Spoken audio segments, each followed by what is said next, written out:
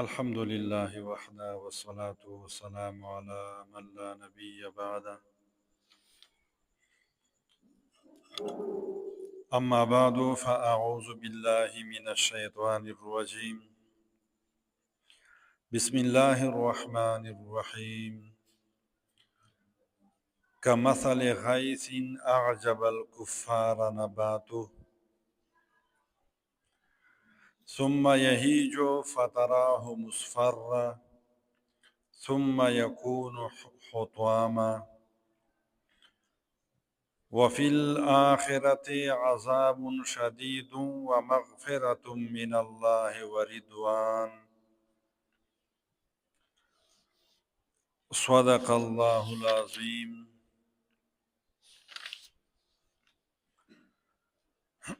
ابل ورځ سبق چې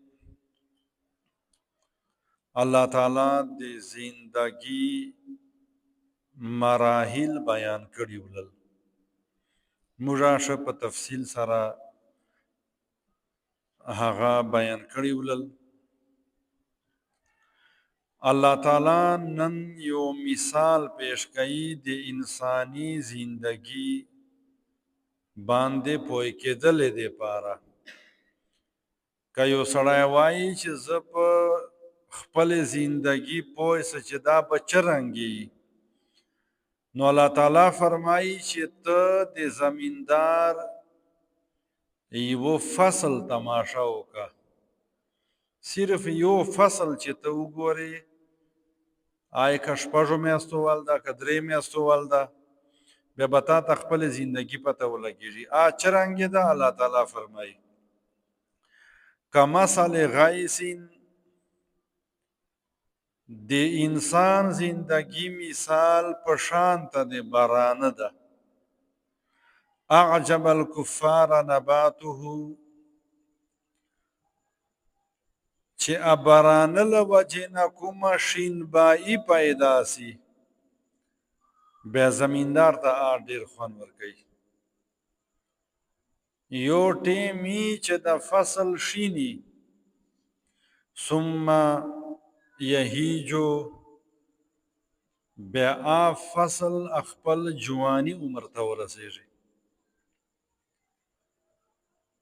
الله تعالی فرمایي فتراه مصفرا، بیا ته ورته ګورې چې بیا دا زیړ سي.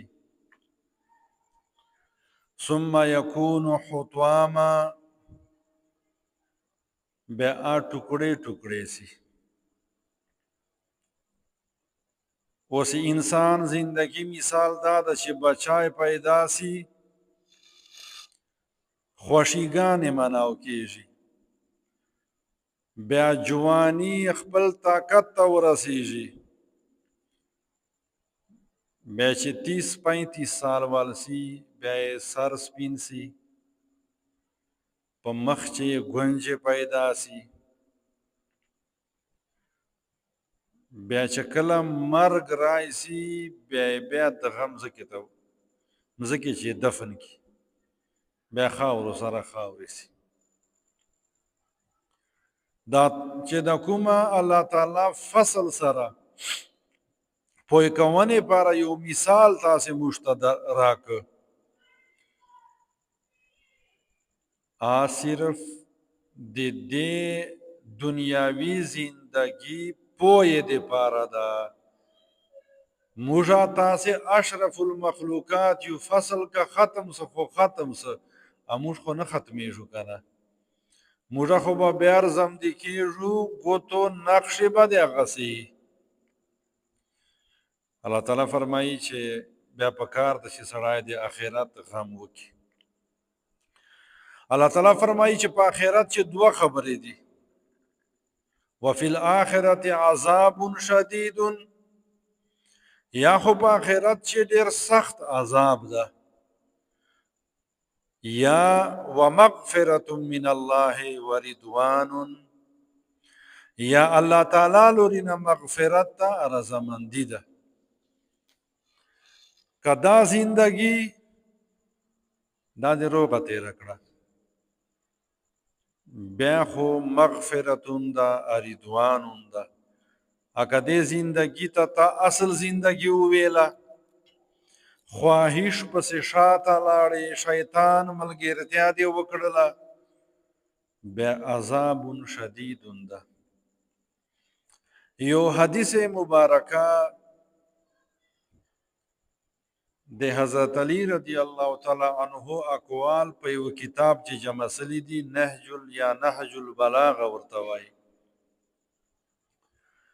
په ایغه چې د پیغمبر علیه السلام د دعوت ابتدایي دور وال یو حدیث ته تاسې غوږ وتونچو.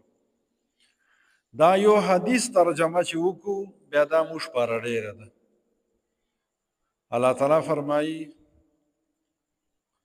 پیغمبر علیه السلام فرمایي ثم لتحاسبن بما تعملون. د لتحاسبن چې د شاته نون ده، اول چې لام ده، دا په یوې خبرې چې مضبوطوالی پیدا کوي. وی بیا به لازمن الله تعالی فرمایي د تاسې اعمالو حساب به یي. ثم لتجزون بالاحسان احسانا وبالسوء سوءا. وی لازمان به تاسې ته بدله میلاو کیږي د ښېګړې والا په ښېګړې سره او ګناه والا په ګناه سره، په سزا سره. وانها لجنة، دا بدله دا جزا څه شی ده؟ وی دا جنت ته ابدا همیشه د پاره، او لنارون ابدا، اکه بیا نیک کارونه دې نه وکړي بیا اور ده، خو همیشه د پاره ده. الله تعالی فرمایي آیت نمبر 20 چې وما الحیات الدنیا الا متاع الغرور. دنیاوی زندگی د دوکې سازو سامان ناسوا هیڅ شی نه دی. بل متاع مخکې موږ بار بار ویلي دي جمعې لمانځه چې متاع په عربي چې پولی ته وایي. یو عالم په باره چې راځي چې ده ته 3 ټکو پته نه وه، 3 وړه په قرآن پاک چې راغلي دي، یو رکیم، یو متاع، یو جبل. بیا دا یې دغه 3 ټکو په تلاش چې شهر نه کلي طرف ته لاړه چې هغه والا زبه روغه یي، وختنی زبه چې زه یې پته وکړه چې دغه ټکي څه معنا ده. وی دا یې وایي چې زه داسې روان وی جینکۍ کودي مینځل، وړه جینکۍ وه، ویله چې نیامه د مور ته نارې ور وکړه یا اماه جاء الرکیم واخذ المتاع وسار الى الجبل. معنی دا ده او مورې سپی راغی، اپولا یې وتیاله وپراوه، غره طرف ته وخوت. نو ده ته په 1 منټ چې 3 وړه معنی معلومې سلې چې الرکیم منه سپی کېږي، متاع پولی ته وایي چې زنانه کودي په مینځي، لا زنانه تبی په صفا کوي. دا شک شلی کودي وینځي، شک شلی تبی صفا کوي. خو که چا ټټر جیب یې دی چیرشه بیا اغوستو کالی پرېږدی نه، که مخ خود یې په وچ که. څه معنا؟ چې دنیا متاع ده، متاع غوندې به استعمالوي، ضرورت دی دا ضرورت په پشلوي. اکتل لاس په صفا کوي، مخ په صفا کوي، هر مقصد دی تا دنیا ده. بیا دا پولی دا تک تور بدی کی مخ. غرور دا دوکه دا دوکه. مقصد ما دا ده حلال رزق تا قرآن پاک خیر ویلی دی، فضل ورته ویلی دی. د بل چا مال اخیستل بغیر د اجازت نه دا حرام دي. نو د حدیث مبارکه چې پیغمبر علیه السلام ډېر په سختو الفاظو سره خبر کړی ده. اوس په موږ صرف دا سوچ وکړو چې موږ تیاری جوړه کړې ده. دنیاوي تیاری مو جوړه ده او اخروي تیاری مو جوړه ده. یو ښکلی مثال درکوم بیا بس. چې یو سړی حج په سفر باندې ځي، زه وایم چې د حاجي ګلانو کوم خیال ساته سي دوره بیا چې دوره په لکانو مېلمانه یي چوک په تسې اوبه نه کې ورفارغ. تاسې له حاجي ګلانو پته وکړو ناشتې په ټیم ناشته، مړی په ټیم مړی، خلک چې کوم قدر کوي. خو دا حاجي ګل جان سره څه شی وړي؟ دا جی عمرې وال حج وال چینی جان سره وړي، پخې جان سره وړي، ګولۍ جان سره وړي. کاغذ خو پاسپورټ ته نه و جاز چې دی نسپروي، بلکې نسواریان جان سره نسوار وړي. چور وجو پاره 40 दिन 35 दिन 20 दिन پاره. او سفر خو موږ اول ډېر په مخ روان ده، نا ختم ہونے والا سفر ده. ایغه ته موږ چوره سامان تیار کړی ده چې د کوم موږ کرتوت دي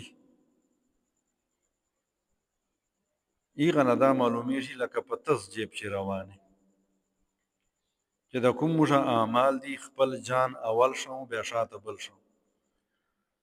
چې کومې موږ ترجیحات دي، ترجیحات پښتو چې معنا ده چې کني گیم ضروری ده اما شام جمع نه. یو عام دنیاوی کار 2 اوزې به دای پیایي خدای به مازدیګر جمعې ته نه راځي. دا یې موږ ترجیحات دي. نو چې هغه یوه خبر کوي که نه چې یو ایمان تا ترجمه ته نه پونځي جنت ته به دې څرنګې پونځي. دا ګزارش تا ټولو خلکو نه چوره اورېدونکي دي، والدین دي، لږ کې دې خپلو بچو خیال ساتي.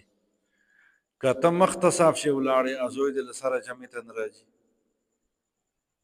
مور یې بیا دا ذمهواره نسته چې بیا چیک کي، ستر ورور یې دا ذمهواره نسته.